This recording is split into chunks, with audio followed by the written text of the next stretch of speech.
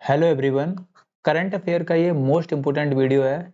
इस वीडियो में मैंने 15 प्लस टॉपिक को कंप्लीट किया है, इसलिए आप इस वीडियो को कंप्लीट देखना और कहीं नोट डाउन जरूर कर लेना।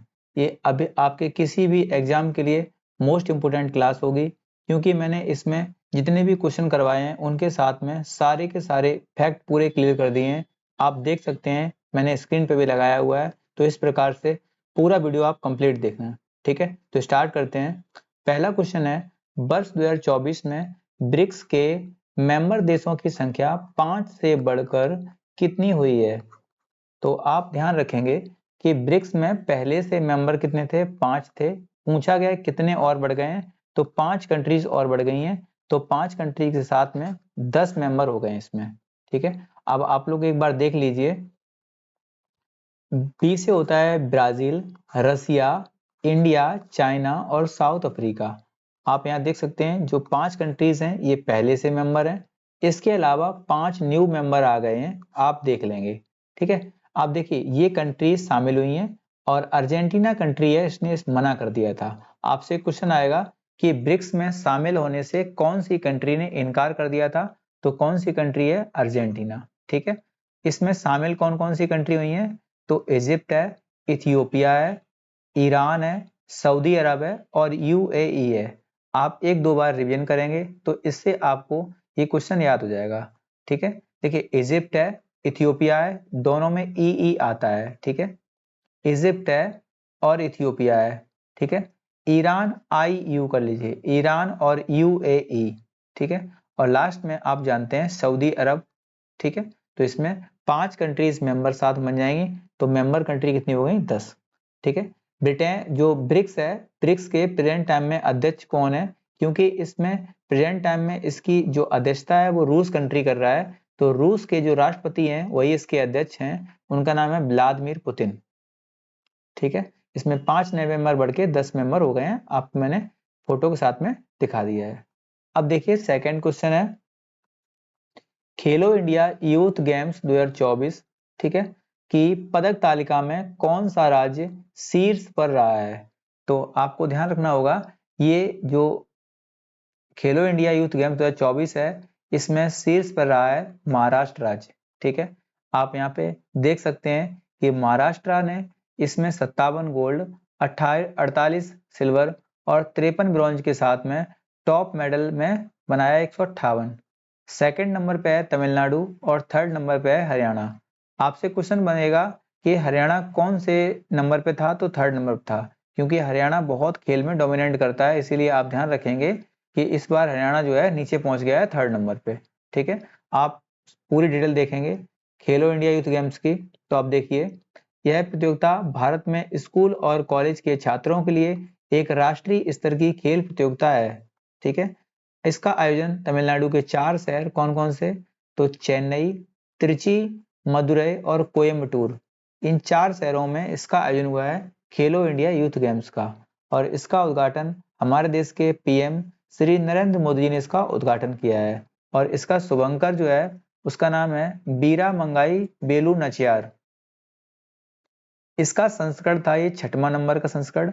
5वां संस्करण इसका एमपी में हुआ था और 6वां हो रहा है कहाँ पे?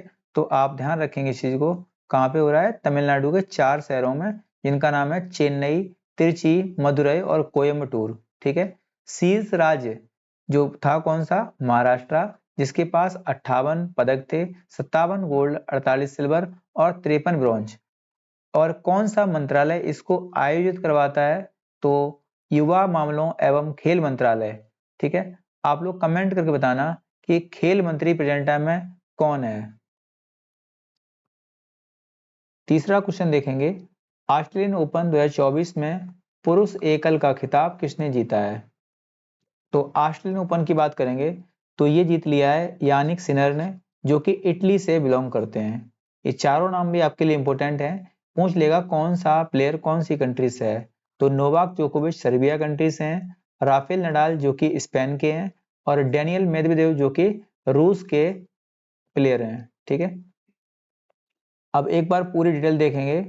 ऑस्ट्रेलियन ओपन 2024 में इसका आयोजन कहाँ हुआ है? तो मेलबर्न और विक्टोरिया में, जो कि ऑस्ट्रेलिया में है। इसका संस्करण 112 नंबर का था। ठीक है।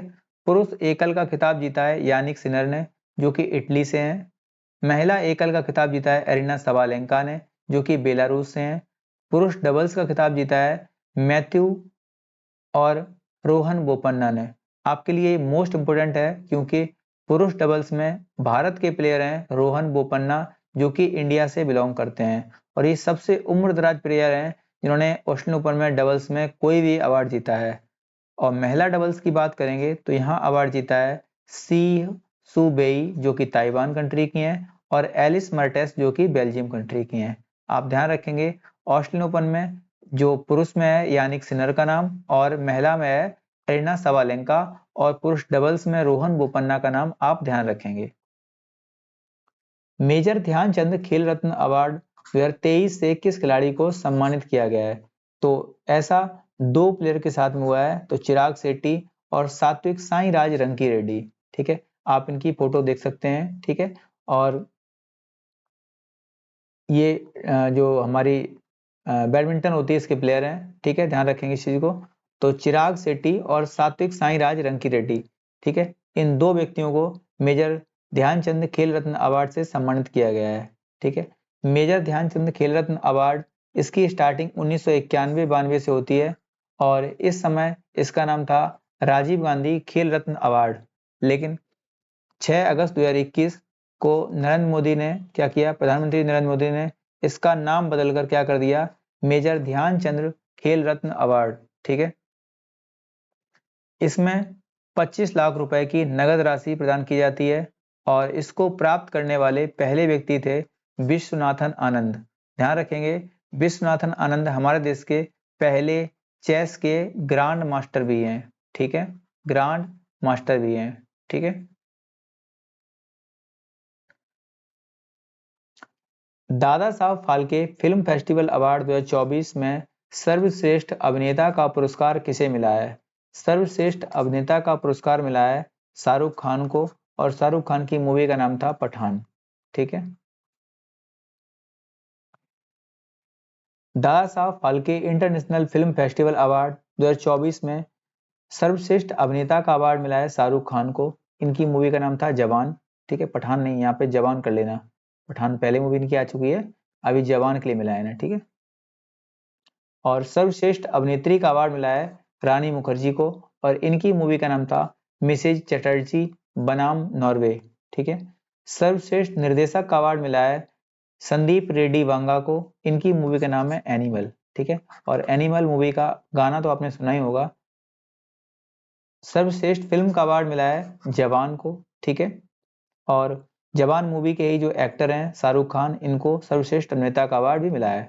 सर्वश्रेष्ठ फिल्म क्रिटिक्स के लिए, क्रिटिक्स ध्यान रखेंगे तो 12वीं फेल को मिला है। ठीक है, और इसके जो डायरेक्टर का नाम है पूछ लेगा, तो इसके डायरेक्टर का नाम है विधु विनोद चोपड़ा। क्या नाम है? विधु विनोद चोपड़ा। सर्वश्रेष्ठ अंतरराष्ट्रीय फीचर फिल्म ओपेनहाइमर को मिला है। ठीक है, और फिल्म ऑफ द ईयर का अवार्ड मिला है सालार पार्ट फर्स्ट सीज फायर को। ठीक है, 77 नंबर ध्यान रखेंगे, बाफ्टा का ये 77 नंबर है। बाफ्टा 2024 में सर्वश्रेष्ठ अभिनेता का अवार्ड किसको मिला है? बाफ्टा में किसको मिला है? तो ये सिलियन मर्फी को मिला है। ठीक है, ठीक है, ब्रिटिश एकेडमी अवार्ड भी बोलते हैं इसको। ठीक है, और इसका 77 संस्करण था, जो कि लंदन में हुआ है, ध्यान रखेंगे। और इसका 77 संस्करण का अभिनेता का अवार्ड जीत लिया है सिलियन मर्फी ने, और इसमें एक्ट्रेस का अवार्ड जीत लिया है एम्मा स्टोन ने। ठीक है, सर्वश्रेष्ठ निर्देशक का अवार्ड जीता है क्रिस्टोफर नोलन ने, और सर्वश्रेष्ठ फिल्म का अवार्ड जीत लिया है ओपेनहाइमर ने। ठीक है, ओपेनहाइमर ने। सबसे ज्यादा अवार्ड किसने जीते हैं? तो ये ओपेनहाइमर मूवी नहीं जीते हैं, जो कि 7 अवार्ड जीते हैं।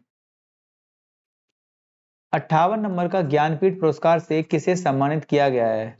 तो 58 नंबर का जो ज्ञानपीठ अवार्ड है, इससे 2 व्यक्तियों को सम्मानित किया गया है। एक का नाम है मशहूर गुलजार साहब, और जगत गुरु श्री राम भद्राचार्य जी को। ठीक है, इन्हें उर्दू के क्षेत्र में दिया गया है, और इन्हें संस्कृत के क्षेत्र में दिया गया है। ठीक है, ज्ञानपीठ अवार्ड के बारे में देखेंगे। ज्ञानपीठ पुरस्कार भारत का सर्वोच्च साहित्यिक सम्मान है।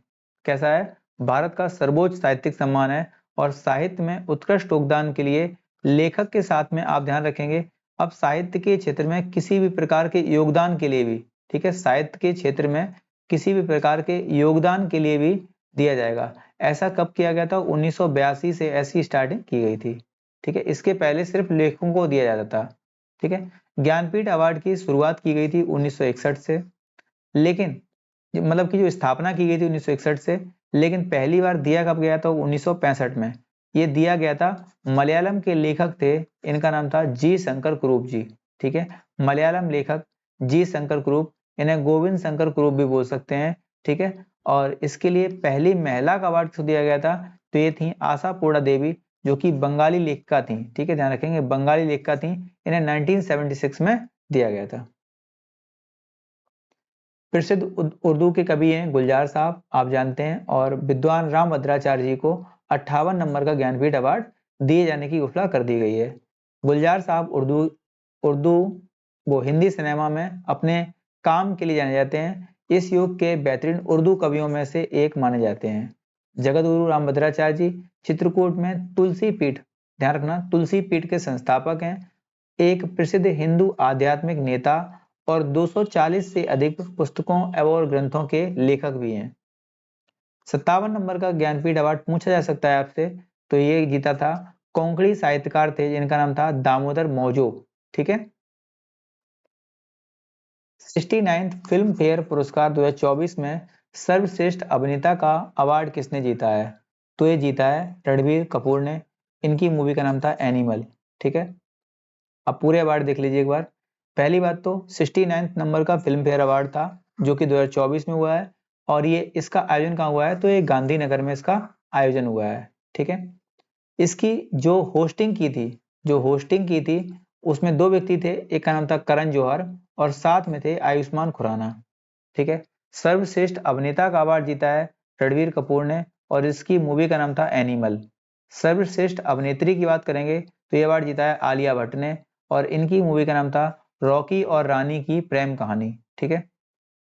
रॉकी और रानी की प्रेम कहानी में जो एक्टर था वो था रणवीर सिंह। सर्वश्रेष्ठ सपोर्टिंग एक्टर की बात करेंगे तो ये जीता है विक्की कौशल ने, और विक्की कौशल की मूवी का नाम है डंकी। ध्यान रखेंगे, डंकी में जो लीड रोल में थे वो थे शाहरुख खान।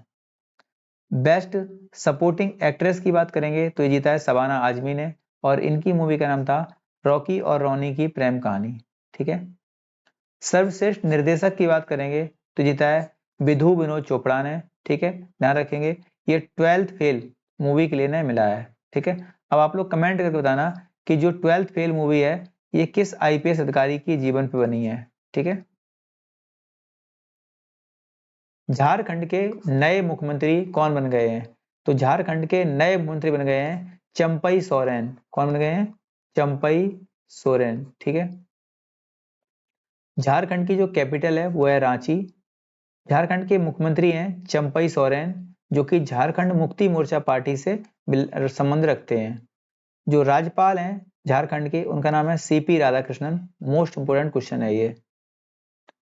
हाल ही में किसे 33 में व्यास सम्मान से 2023 में सम्मानित किया गया है, ठीक है। तो ये दिया गया है पुष्पा भारती को, ठीक है। और पुष्पा भारती का जो उपन्यास था उसका नाम था यादें यादें और यादें, ठीक है। 2024 में कितने नागरिकों को पद्म विभूषण से सम्मानित किया गया है? पद्म विभूषण की बात करेंगे तो हमारे देश का ये सेकंड हाईएस्ट सिविलियन अवार्ड है। कैसा है? सेकंड हाईएस्ट सिविलियन अवार्ड है। सबसे फर्स्ट नंबर पे आता है भारत रत्न, ठीक है, ध्यान रखेंगे, भारत रत्न। सेकंड नंबर पे आता है पद्म विभूषण, ठीक है, पद्म विभूषण आता है सेकंड नंबर पे, और थर्ड नंबर पे आता है पद्म भूषण, और लास्ट नंबर पे आता है पद्म श्री। ध्यान रखेंगे सारे सारे, ठीक है।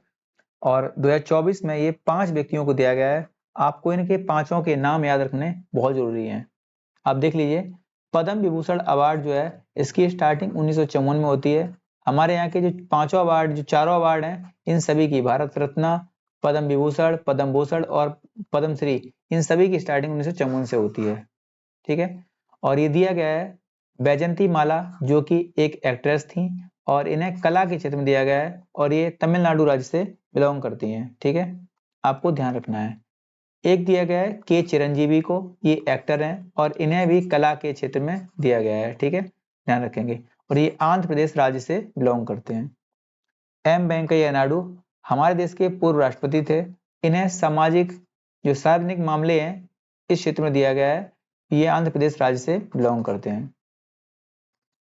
बिंदेश्वर पाठक जो कि सुलभ इंटरनेशनल के संस्थापक थे, ठीक है, इन्हें मरणोपरांत दिया गया है और ये सामाजिक कार्यकर्ता थे और ये बिहार राज्य से बिलोंग करते थे।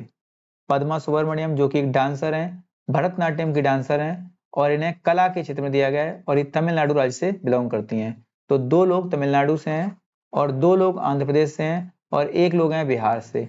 आपको याद जरूर करने हैं, ठीक है। तमिलनाडु से बैजंती माला और पद्मा सुब्रमण्यम, ठीक है, बैजंती माला और पद्मा सुब्रमण्यम, ठीक है, 2 लोगों को दिया गया है। देखिए बोलिए बीपी, ठीक है, तो कौन सी बैजंती माला और पद्मा सुब्रमण्यम। जो लोग 2 लोग आंध्र प्रदेश से हैं उसमें एक नाम तो आपको याद है, क्योंकि वेंकैया नायडू, ठीक है, जो कि हमारे देश के पहले उपराष्ट्रपति थे, ठीक है, वेंकैया नायडू। और एक हो जाएंगे चिरंजीवी जो कि एक्टर हैं, ठीक है। एक का नाम क्या हो जाएगा, वेंकैया नायडू, और एक का नाम हो जाएगा चिरंजीवी, बीपी बीसी, ठीक है। और एक हैं जो लास्ट में बचे रह जाएंगे, आप जानते हैं उनको, उनका नाम है बिंदेश्वर पाठक, ठीक है। तीनों में बीबी आता है इसलिए याद करने में आसानी है, जो कि कहाँ के से, बिहार से संबंधित हैं। गोल्डन ग्लव्स अवार्ड देखिए 2024 में किसे दिया गया है, तो सर्वश्रेष्ठ फिल्म का अवार्ड दिया है ओपेनहाइमर को, बाफ्टा का भी सीट मिला है। गोल्डन ग्लव्स अवार्ड हुआ कहाँ है, तो लॉस एंजल्स में हुआ है, जो कि यूएसए में हुआ है, ठीक है। बेस्ट एक्टर का अवार्ड दिया है सिलियन मर्फी को, ठीक है। बेस्ट एक्ट्रेस का अवार्ड दिया है लिली ग्लैडस्टोन को, ठीक है। और जो सिलियन मर्फी हैं इनकी मूवी का नाम है ओपेनहाइमर, और लिली ग्लैडस्टोन की जो मूवी है इनका नाम है killer of the flower moon. Best director का अवार्ड दिया गया है क्रिस्टोफर नोलन को, इनकी मूवी का नाम है ओपेनहाइमर, ठीक है। तो उम्मीद करते हैं आपको ये वीडियो पसंद आएगा, और इस वीडियो को बनाने में मुझे बहुत मेहनत लगी है, लगभग 8 घंटे के आसपास मैंने इसको टाइम देके बनाया है। तो आप लोग इस वीडियो को लाइक जरूर करना, हो सके तो आप किसी को, एक बंदे को ही शेयर कर देना, जिससे कि मेरी मेहनत को कुछ फल मिल सके। थैंक यू दोस्तों।